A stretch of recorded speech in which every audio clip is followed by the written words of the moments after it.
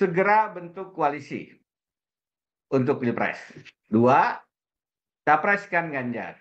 3, jangan ada Anies di pemilu Presiden 2024. Itu saya konfirmasi ke beberapa orang, confirm. Saya tanyakan ke teman yang... Itu kata-katanya ada itu ya? Kata-kata itu ada dari Presiden Jokowi? Kata-kata jangan ada Anies di 2024? Ya, ada dan saya tulis. Saya tulis di situ. Dan kemudian kepada satu kesempatan yang saya ketemu pimpinan partai, saya tanya, bukankah dulu memilih Anies kan begini koalisinya? Iya, dulu. Sekarang enggak. Oh, ada nggak perintah begini? Dia diam aja, dia cuma...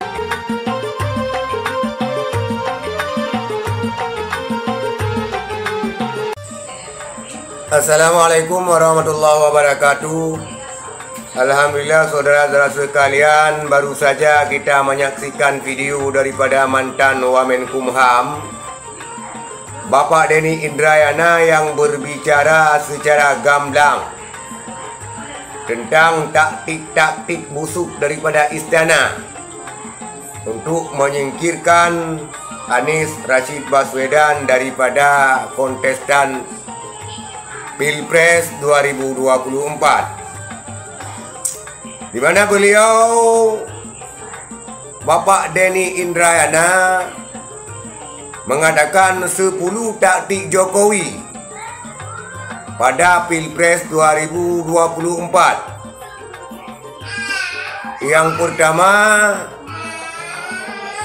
taktik istana tersebut adalah taktik tunda pemilu,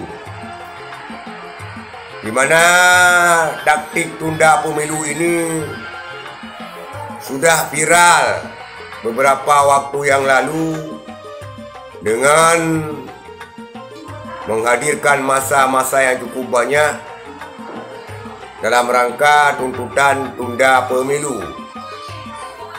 Kemudian yang kedua, Presiden 3 periode. Ini pun sudah mencuat ke permukaan. Kemudian yang ketiga, saudara sekalian, politisasi KPK.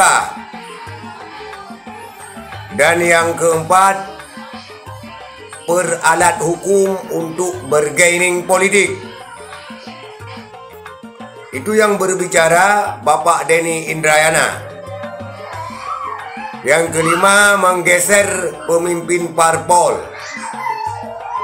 Artinya menggeser pemimpin-pemimpin parpol, bahkan ada upaya untuk merebut pimpinan daripada partai politik. Kemudian saudara sekalian, siapkan hakim MK.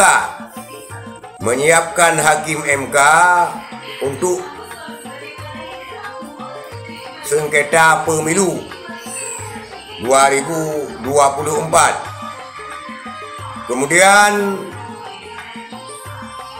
dukung Ganjar dan Prabowo jadi presiden.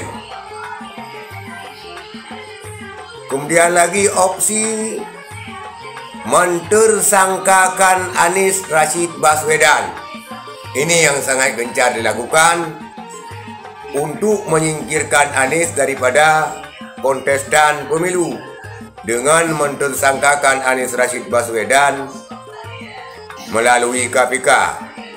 Dan bahkan sudah ada ancaman bahwa KPK akan mencobloskan Anies, termasuk daripada profesor tua tersebut, dan juga ada statement daripada Bapak Mahfud MD tentang hal ini.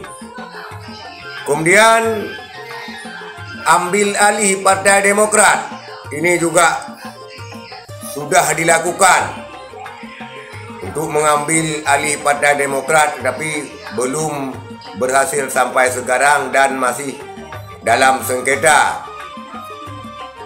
Kemudian bohong tidak ikut campur dalam Pilpres 2024. Itulah saudara sekalian taktik daripada istana untuk menyingkirkan Anies daripada pemilu 2024. Dan hal ini telah berembes kepada berbagai kalangan. termasuk akhir-akhir ini statement daripada Ketua KNPI yang menyamakan Anies dengan penjajah Belanda. Itu juga adalah sebuah taktik agar Anies tidak mengikuti kontestan Pilpres 2024. Saudara sekalian, itulah taktik-taktik busuk yang seharusnya tidak boleh terjadi di negara ini apabila pemimpin-pemimpin negara ataupun elit-elit politik mengetahui hukum yang sebenarnya ataupun mengetahui konstitusi, tidak demi kepentingan pribadi dan juga tidak demi kepentingan partai politiknya, tetapi demi kepentingan seluruh rakyat Indonesia. Siapa saja boleh mencalonkan dan dicalonkan sebagai presiden karena itu hak daripada warga negara dan hak berdemokrasi dan juga dibenarkan dalam konstitusi negara Republik Indonesia.